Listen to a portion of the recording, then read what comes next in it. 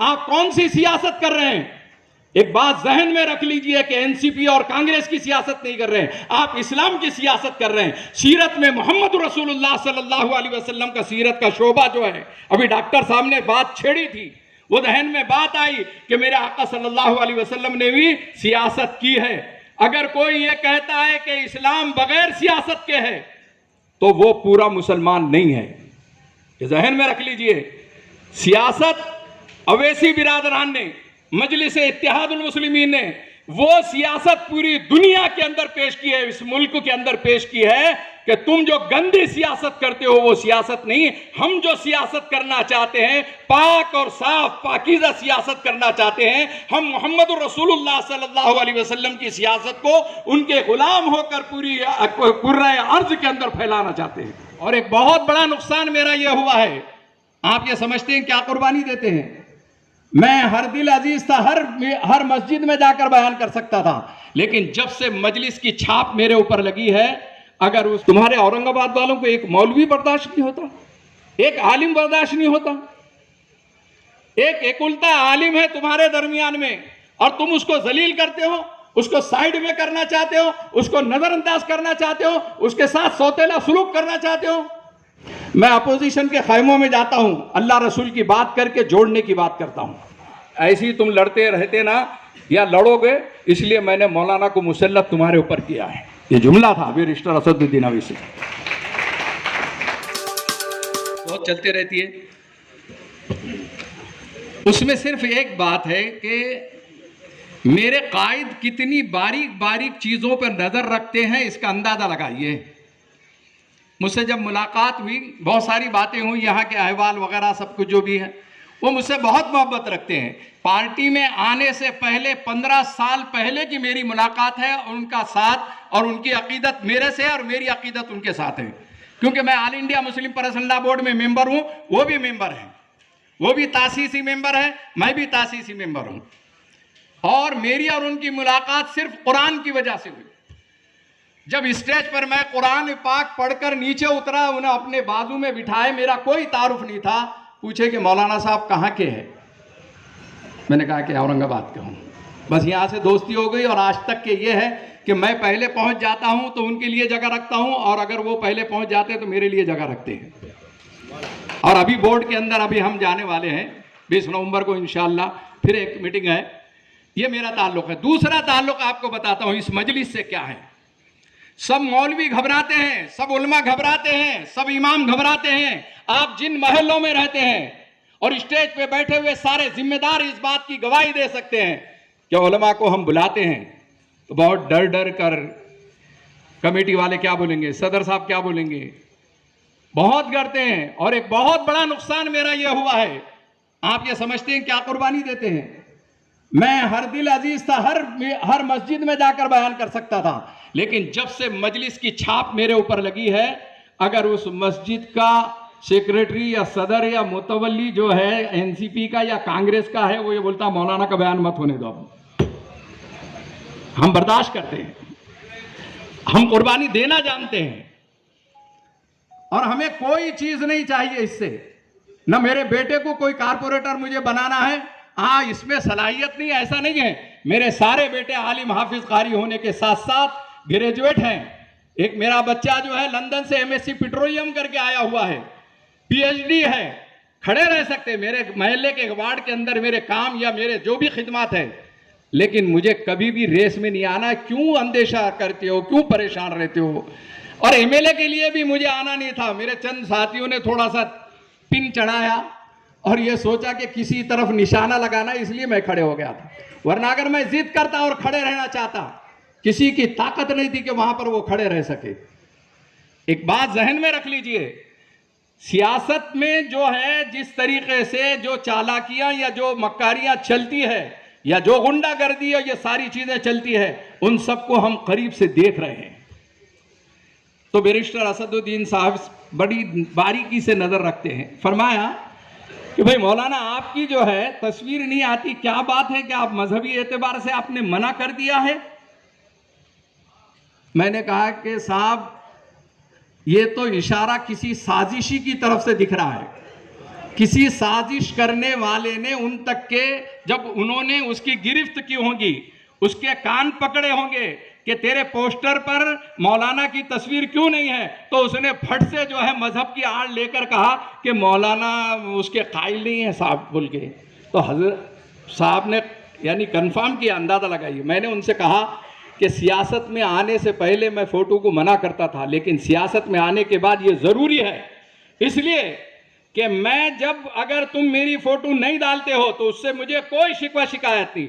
मेरी शोहरत और इज्जत अल्लाह ने मुझे जो दी है वो इंटरनेशनल कमेटी में मैं इंडिया का मेंबर हूं। इस्लामिक डेवलपमेंट बैंक जद्दा में मेरा हेड ऑफिस है और मैं यहां पर मेंबर हूं, इंटरनेशनल लेवल पर मेंबर हूं और नेशनल लेवल पर भी मेंबर हूं। मुझे इसकी इज्जत और शोहरत की जरूरत नहीं है। लेकिन जब हमारे करम फरमा चुमटियां लेते ना, मौलाना इन्होंने तुम्हारी वो फोटो नहीं डाला, उन्होंने तुम्हारी फोटो नहीं डाला, वो देखना चाहते हैं, कब तक क्या बर्दाश्त करेंगे आप? जैसे डॉक्टर साहब ने कहा कि इज्जत नफ्स सबको अल्लाह ने दिया है, कोई जलील करना चाहेगा और खामोश रहेंगे हम, कोई रुसवा करना चाहेगा हम खामोश रहेंगे। आप कौन सी सियासत कर रहे हैं? एक बात जहन में रख लीजिए कि एनसीपी और कांग्रेस की सियासत नहीं कर रहे हैं, आप इस्लाम की सियासत कर रहे हैं। सीरत में मोहम्मद रसूलुल्लाह सल्लल्लाहु अलैहि वसल्लम का सीरत का शोभा जो है, अभी डॉक्टर साहब ने बात छेड़ी थी, वो जहन में बात आई कि मेरे आका सल्लल्लाहु अलैहि वसल्लम ने भी सियासत की है। अगर कोई ये कहता है कि इस्लाम बगैर सियासत के है तो वो पूरा मुसलमान नहीं है, ये जहन में रख लीजिए। सियासत अवैसी बिरादरान ने, मजलिस इत्तेहादुल मुस्लिमीन ने वो सियासत पूरी दुनिया के अंदर पेश की है, इस मुल्क के अंदर पेश की है कि तुम जो गंदी सियासत करते हो वो सियासत नहीं, हम जो सियासत करना चाहते हैं पाक और साफ पाकीज़ा सियासत करना चाहते हैं। हम मोहम्मद रसूलुल्लाह सल्लल्लाहु अलैहि वसल्लम की सियासत को उनके गुलाम होकर पूरी कुर्राए अर्ज के अंदर फैलाना चाहते हैं। सियासत, एक सियासत वो है जो जाती मफादात के लिए की जाती है और एक सियासत वो है जो कौम और मिल्लत के लिए की जाती है। मजलिस ने कौम और मिल्लत के लिए सियासत करने के वास्ते ये प्लेटफार्म दिया है, अपने जाती मफादात को पूरा करने के लिए नहीं दिया है। एक सियासत वो होती है जो अपने जेब भरने के लिए होती है और एक सियासत वो होती है जो अपना जेब खाली करने के लिए होती है। हमने पूरे महाराष्ट्र कोर कमेटी के सिलसिले में डॉक्टर साहब की क़ियादत में हमने सफ़र किया। हम लोगों में से कोई ऐसा आदमी नहीं था कि जिसके 30-40 हज़ार रुपये कम से कम खर्च ना हुए हों, और उसमें सबसे बड़ा खर्च जो है डॉक्टर साहब करते रहे। अपना जान और माल लगा के अगर पूरे महाराष्ट्र का दौरा किए 2 महीने तक के, अपना पेट्रोल और डीजल लगा के, तो कोई मकसद होगा ना। एक सियासत वो है जो कौम और मिल्लत के लिए की जाती है और उस कौम और मिल्लत की सियासत मोहम्मद रसूलुल्लाह सल्लल्लाहु अलैहि वसल्लम ने अपने नाम लेवाओं को दिए दीजिए। और एक सियासत वो है जो कार्यकर्ताओं के जेबों पर नज़र रखता है कि इससे 100 रुपये कैसे मिलेंगे, 500 कैसे मिलेंगे। और एक बड़ा होशियार किस्म का लीडर होता है जो हुकूमत के ख़जानों पर नज़र रखता है, इसकी मात से जो है फ़ायदा हासिल करता है। ये भी सियासत है। और इस सियासत के नशे व फराज को अगर समझना है तो आप एक बात जहन में रख लीजिए कि मजलिस इत्तेहादुल मुस्लिमीन ने कलमे की बुनियाद पे सियासत दी है, मजहब की बुनियाद पे सियासत दी है। और मेरे कायद बैरिस्टर असदुद्दीन साहब की पूरी तकरीर में आधी तकरीर मजहबी तकरीर होती है। एक जुमला बैरिस्टर असदुद्दीन अवैसी साहब ने यह भी फरमाया कि मुझे कभी मौका मिलेगा तो मैं जिक्र करूंगा, तुम्हारे औरंगाबाद वालों को एक मौलवी बर्दाश्त नहीं होता, एक आलिम बर्दाश्त नहीं होता। एक एकुलता आलिम है तुम्हारे दरमियान में और तुम उसको जलील करते हो, उसको साइड में करना चाहते हो, उसको नजरअंदाज करना चाहते हो, उसके साथ सौतेला सुलूक करना चाहते हो। आपको जवाब देना है, मुझे जवाब नहीं देना है। बहरहाल बातें तो बहुत कुछ कहनी थी, चिट्ठी भी आ गई और मैं कभी चिट्ठी लेता ही नहीं हूँ। आज अगर 3 मिनट की तकरीर बोले तो मैं 3 मिनट की तकरीर करना जानता हूँ, लेकिन दर्द दिल रखने के वास्ते एक ख़ानदान हम हैं बैठे हुए, हम साथी हैं, हम एक साथ काम कर रहे हैं, इस लिहाज से मैंने अपना दर्द आपके सामने रखा। और थोड़ा करेक्शन करने में बैरिस्टर असदुद्दीन अवैसी साहब का नाम नहीं लेते डॉक्टर साहब तो शायद मैं तस्करा भी नहीं करता था। आखिर में मैं एक बात अर्ज करना चाहता हूँ कि अजीज दोस्तों, मैं क्या काम करता हूँ। मैं अपोजिशन के खैमों में जाता हूँ, अल्लाह रसूल की बात करके जोड़ने की बात करता हूँ।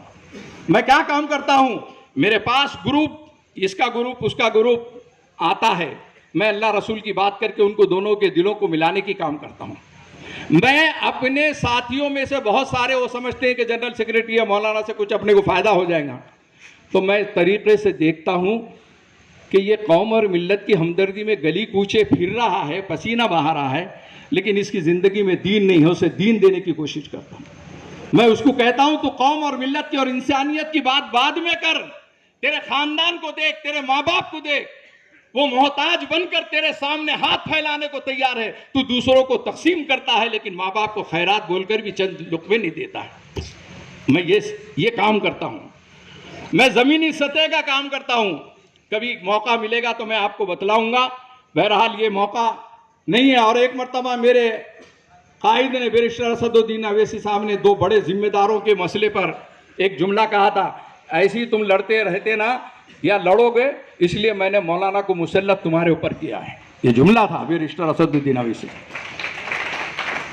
मेरे अजीज दोस्तों, बहरहाल ये सबसे पहली यानी नशिस्त और इजलास है, सब आप जोश और जज्बे के साथ हैं।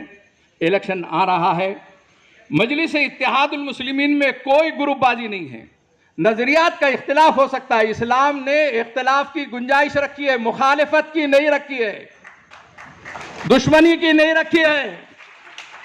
इख्तिलाफ राय सबके अंदर हो सकती है, लेकिन इख्तिलाफ राय को हवा देकर जो है इस चिंगारी को शोला भड़काने की कुछ लोग कोशिश करते हैं, वो अपोजिशन वाले हैं। इसीलिए मैंने पहले शेर कहा था कि हम तो दुश्मन को भी शाइस्ता सजा देते हैं, वार करते नहीं, नज़रों से गिरा देते हैं। वाखिर दावाना अल्हम्दुलिल्लाहि रब्बिल आलमीन।